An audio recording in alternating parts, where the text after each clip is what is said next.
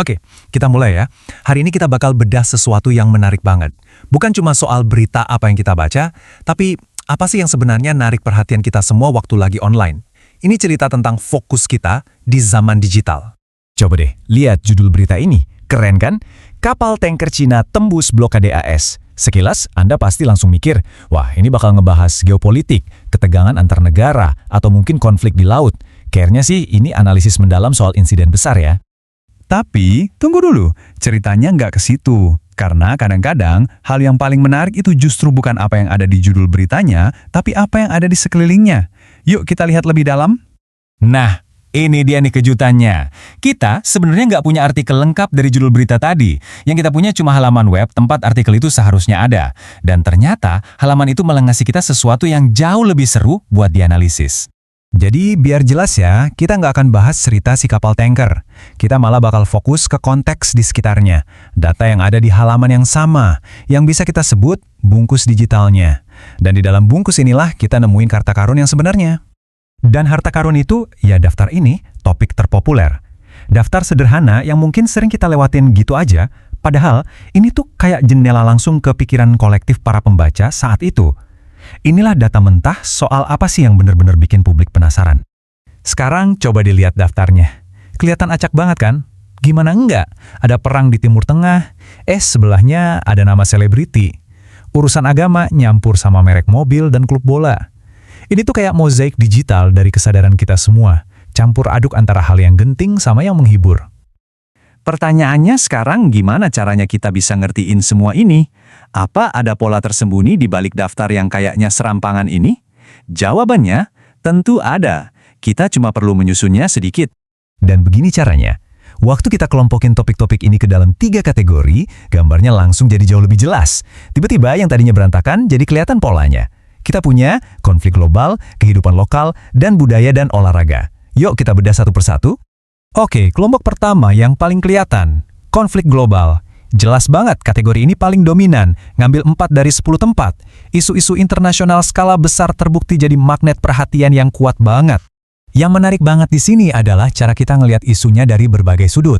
Di satu sisi, ada rasa penasaran sama kejadian yang sangat spesifik, perang Iran vs Israel.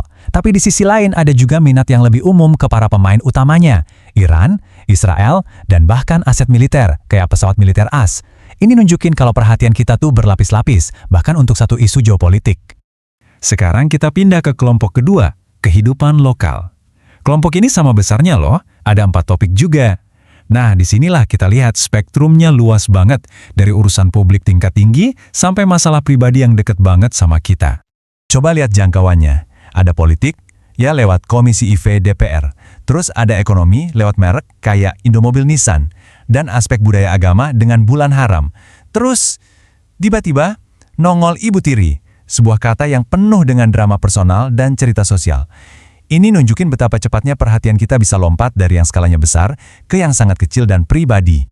Dan yang terakhir, kelompok ketiga, tempat kita cari hiburan dan pelarian. Inilah dunia budaya dan olahraga, yang ngisi sisa ruang perhatian kita. Intinya gini, di tengah semua berita berat soal perang dan politik, kita tuh ternyata juga nyari kabar soal selebriti kayak Teuku Rasya atau ngikutin tim bola favorit kita, Paris Saint-Germain.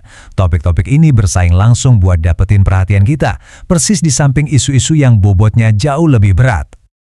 Jadi, kalau semua ini digabungin, artinya apa? Campuran topik ini bukan cuma daftar acak. Ini tuh kayak cermin yang nunjukin gimana sih cara kita makan informasi di zaman sekarang? Kalau kita bayangin dalam bentuk kue ya, perhatian kita tuh kebagi kayak gini. Porsinya imbang nih, antara urusan global yang besar sama kehidupan lokal yang lebih dekat.